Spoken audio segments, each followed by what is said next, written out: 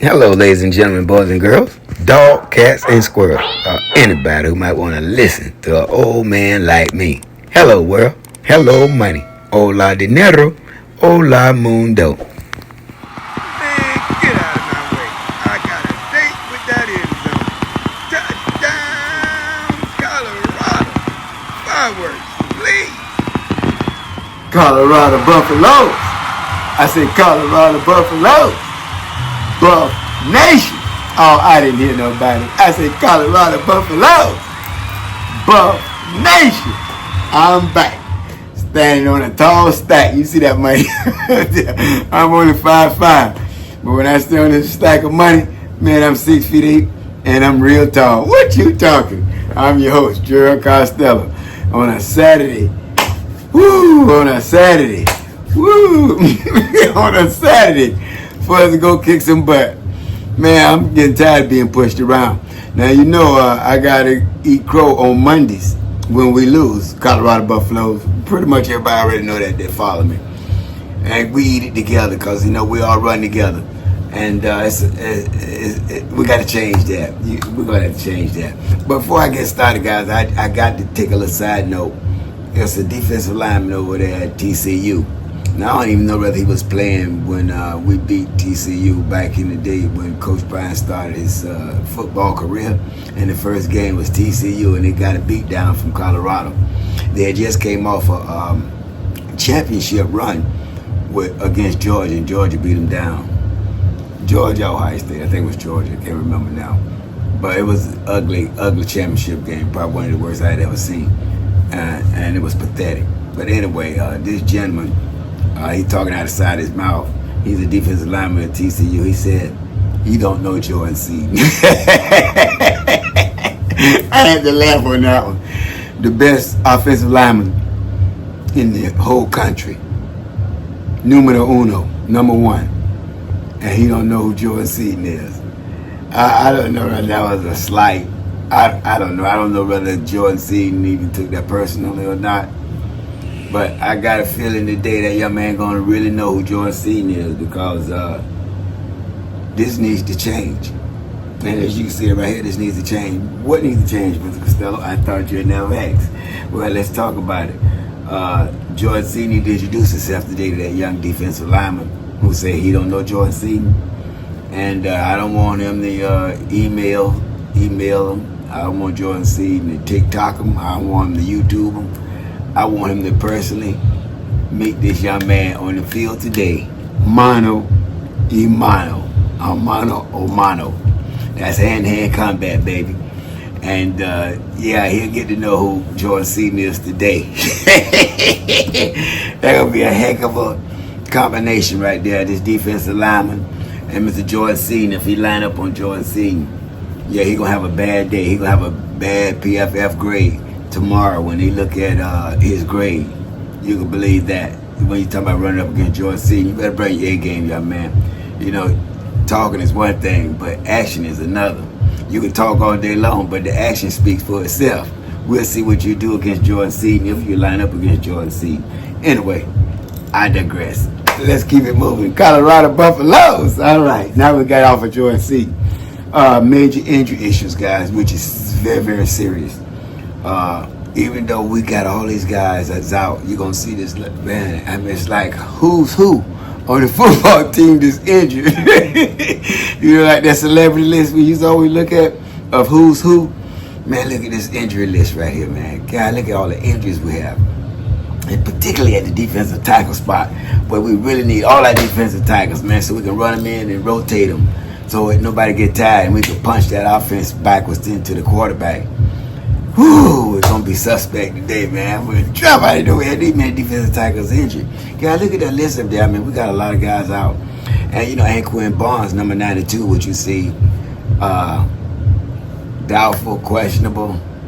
Man, I hope he can play because, you know, he's our anchor on that defensive line. He truly is our anchor. Him and Amari McNeil, of course, Amari playing.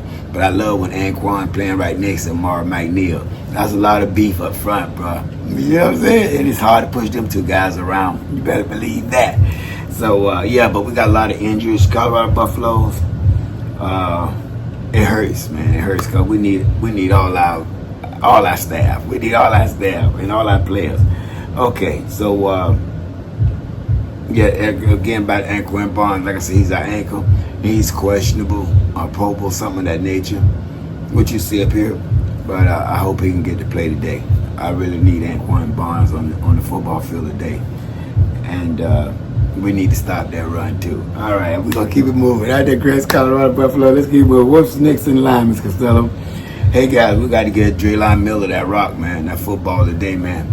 We need to run the ball just as well as TCU think they're going to run the ball. We need to let everybody know that we can run the ball too.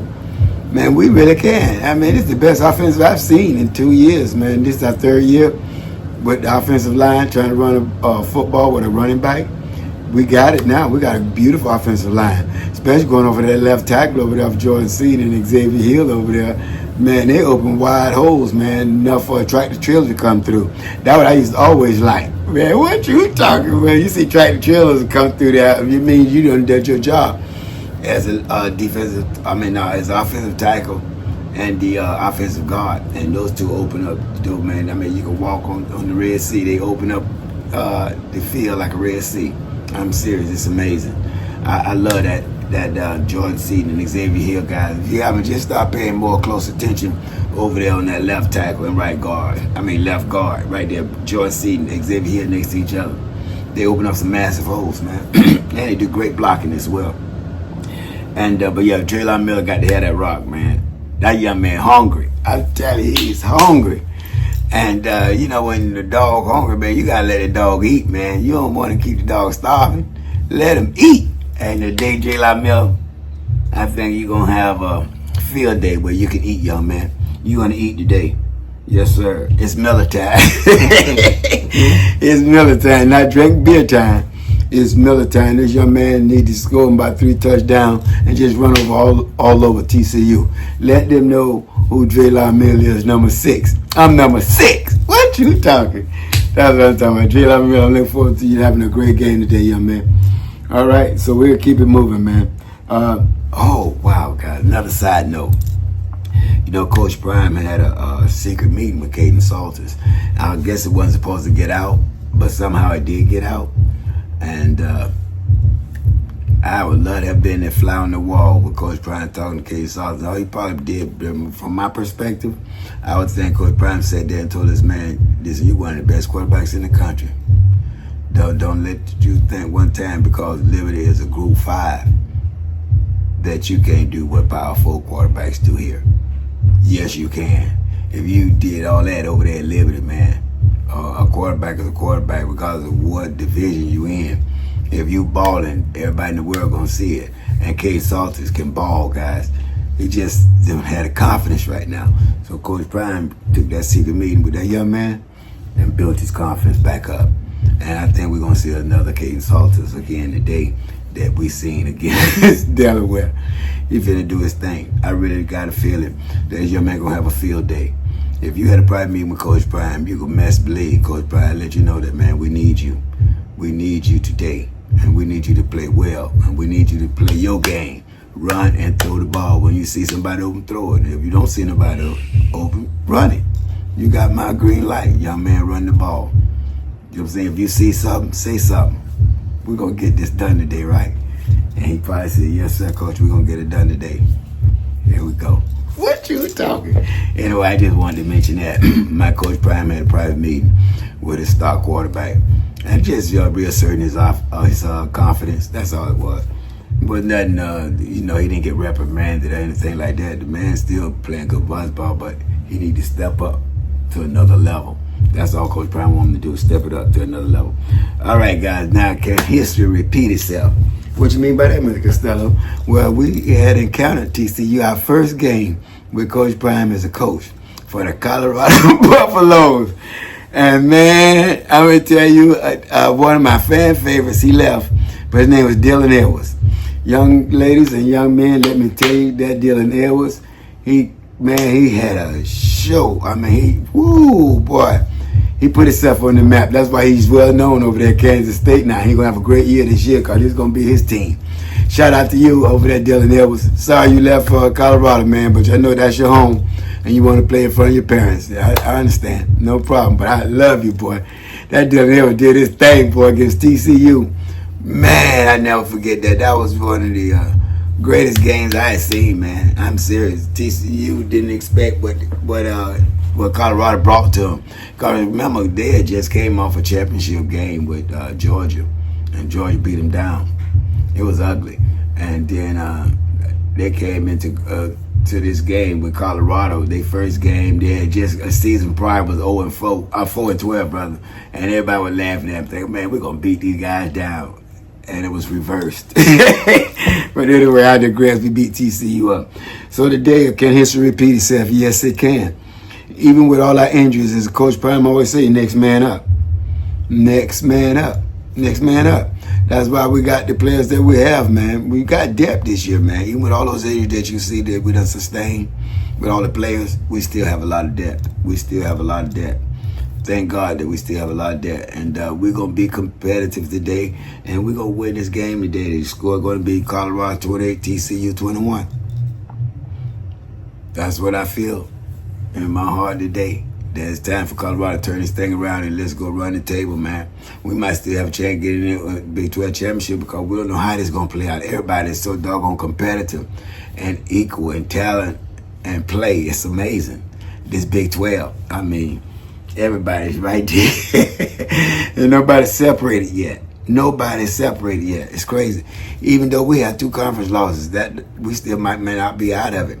If we just run the table and do what we have to do. So TCU, I'm looking at us beating TCU today, Colorado 28, TCU 21. All right, guys, but before I go to the world, you might be one person, but to that one person, you just might be the world. And people don't care how much you know until first they know how much you care. And I won't see each and every one of you at the top. I'm going to see each and every one of us over the top because that's where all the success at the top. And I'm your host, Gerald Costello. I'll be back before you miss me. Until next time. Colorado Buffalo! Buff Nation! Enjoy the game today, guys. Colorado 28, TCU 21. Until next time.